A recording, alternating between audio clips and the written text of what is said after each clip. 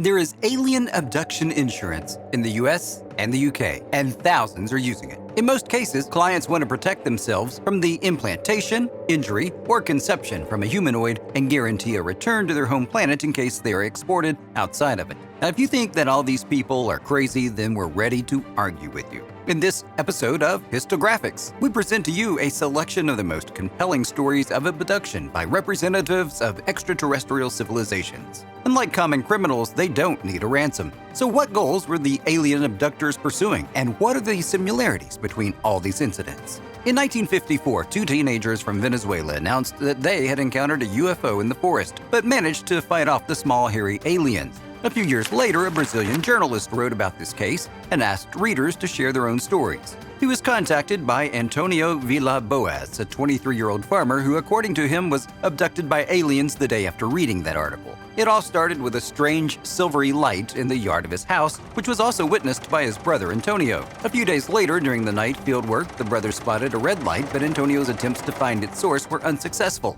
The kidnapping happened while he was working alone. Antonio claims to have seen a red star over the fields. Up close, it turned out that the source of the red light was the dome of an egg-shaped ship. The farmer was seized and dragged onto the ship by small creatures in gray overalls and helmets who communicated with barking sounds. Over the next 4+ hours, the victim was subjected to various strange manipulations and forced into contact with a very beautiful alien. She made it clear in the end that she had conceived a child from him. All this could be considered fiction or the result of the young man's psychiatric disorder, but further examinations did not reveal any mental abnormalities. However, he did develop a malaise similar to radiation sickness. Later, Antonio became a successful lawyer and began making UFO models in his free time. The next story happened to Betty and Barney Hill, a married couple. They were returning home by car from a vacation accompanied by their dog. Suddenly, Betty noticed a very bright spot in the sky similar to a shooting star, only it flew upward and then began to circle randomly and increase in size. After observing it through binoculars, Betty came to the conclusion that it was a UFO, but her husband insisted that it was a plane. When the object flew over the cliff, it turned out to be 1.5 times longer than the mountain, and it also rotated.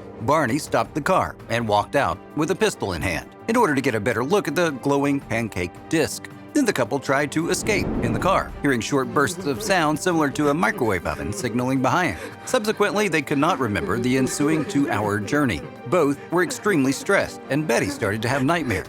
Then they decided to reach out to a well-known psychiatrist. During a regressive hypnosis session, Barney revealed that the aliens took him and his wife aboard the spacecraft, stripped them, took samples of hair, skin, and nails, and injected a 15-centimeter, about a 6-inch needle into Betty's stomach. Betty herself was able, in her hypnosis, to draw a fairly accurate map of the starry sky as it looks from a planet orbiting a double star in the constellation Zeta Reticuli, 40 or 50 light years from Earth. The telepathically communicating aliens also had a sense of humor. When Betty asked where they were, the leader of the kidnappers joked that if Betty didn't know where she was, then there wouldn't be any point in telling her where he was. On the one hand, according to the description, the extraterrestrial guest resembled the alien from a series released 2 weeks earlier. But on the other hand, after this incident, mysterious stains remained permanently on the spouse's car. And in the late 60s, UFOs were observed not only by 1 or 2 eyewitnesses, but by the residents of the entire Berkshire County. That evening, people noticed unusual lights. Many have argued that the lights were mounted on a disc-shaped object lying along a complex trajectory. Some of them, enchanted by the spectacle, lost track of time. One of the eyewitnesses was 9-year-old Thomas Reed.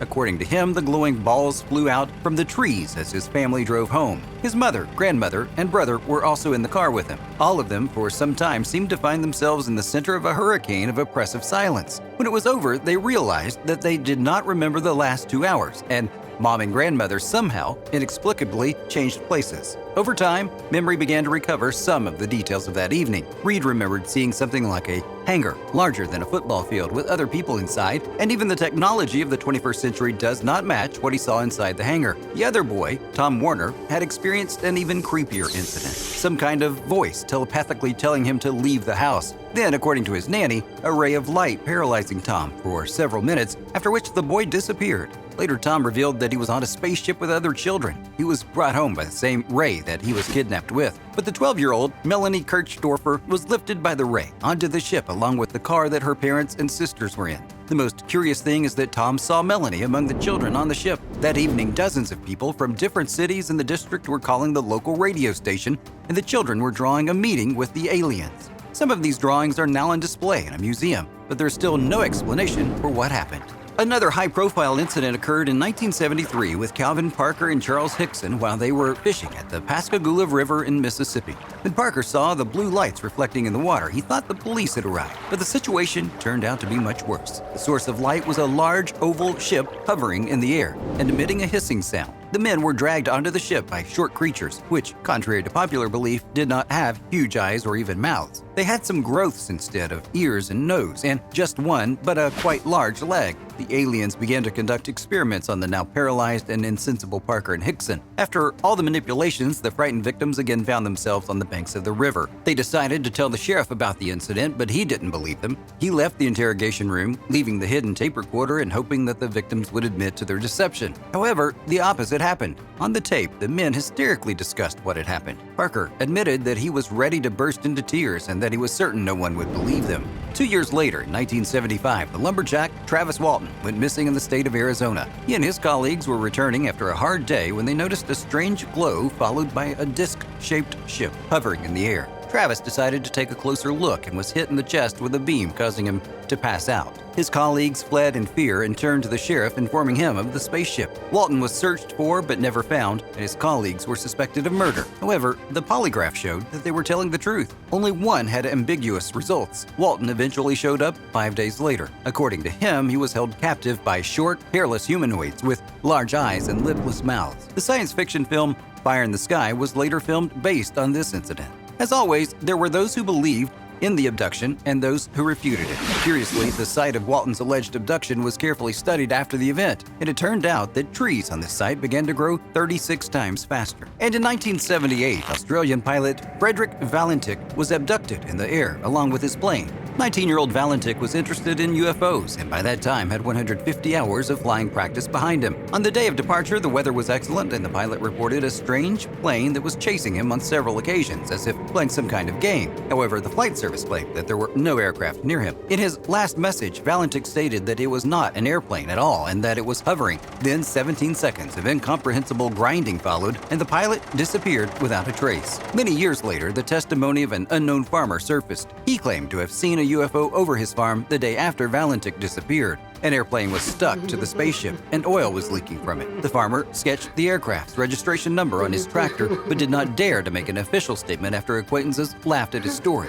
Another witness was a photographer filming the sunset that evening. Having developed the pictures, he saw a strange object above the sea. A study showed that the object was moving at a speed of about 322 kilometers an hour or 200 miles an hour. That is too fast for a cloud or something similar. Be that as it may, the incident was deemed fatal for Valentich. The story of the American writer Whitley Strieber is also worth noting. His first contact with extraterrestrial intelligence took place, according to him, on a night in 1985. Strieber was sleeping in his hut in the woods when a strange noise woke him up. It was then that he saw a short humanoid approaching his bed. Then suddenly morning came, and Strieber felt disoriented and aggressive. Later, during a session of regressive hypnosis, part of his memories relating to how he was abducted by aliens that night returned to him. More than 10 years later, this contact was repeated. Strieber was in a hotel room, thought that a waiter had come to him, but instead, there was a short man at the door. The visitor talked to the writer for almost an hour, explaining how dangerous it is to create an intelligence that surpasses its creator. But if skeptics question the words of a science fiction writer, then it's hard to blame Marine Corps veteran Terrell Copeland for the fantasy. According to him, he first encountered aliens in 2007. Then Copeland took photos of 2 large glowing globes with his phone, white and iridescent in color. But the real oddities began after he published the video on the internet. One night, he woke up with the doorknob twitching. Sudden paralysis prevented Copeland from reaching for the gun lying on the table. A voice promised through the door that he would not be harmed. Soon after the incident, Copeland began to notice several lapses in memory for hours at a time. Later, he remembered a woman with black eyes and an elongated skull, and also how he waved from the balcony to a cylindrical spaceship. But sometimes, such stories end in a much darker way. In 1988, in the Brazilian province, the body of a man was found without any signs of struggle or violent death, but he underwent several operations. They clearly used a laser, and the internal organs were removed through small, round holes. However, such delicate and complex surgical procedures are not performed in that region, and the fact that identical cuts were previously found on stolen cows adds more mystery to it. All alien cases have something in common. As a rule, UFOs are witnessed by Caucasian men from sparsely populated mountainous desert or rural regions. Have you encountered such unexplained incidents? Share your experiences in the comments. If you enjoyed this episode, like and subscribe to our channel, and don't forget to hit the bell icon to be notified when new videos are released. Bring your friends, and we'll see you in the next video.